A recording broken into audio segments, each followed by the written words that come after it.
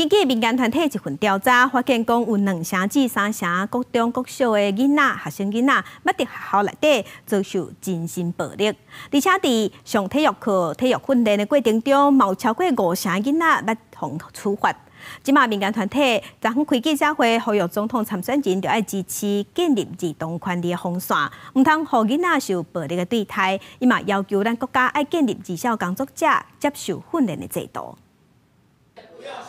要尊严，不要歧视。要尊严，不要歧视。现场日本教育基金会等10几个关注儿童福利的 NGO 团体共同开记者会，呼吁总统候选人支持建立儿童权利3防线。根据日本基金会的调查，发现有22.8%的国小学生和36.8%国中学生捌受到精神暴力，甚至有团体指出，有的老师根本就无认为家己管教的方式是一种精神暴力。他说：“我不觉得那是暴力，我就是只是想要班上安静一点，我就把小孩先放到外面房门口，让他冷静，根本不知道自己在做一件精神暴力的例子。”另外，根据台湾卡球发展协会应有理事长施明景的调查，捌伫体育教学中，互老师、教练体罚的学生就超过5成。台青会嘛提出个案，指出有排球队教练捌因为学生表现无好，就要求囡仔甲头毛剃掉，甚至影响出赛的资格。伊认为，伫咧教练的培训过程，对于小福利嘛，就要有正确的认识。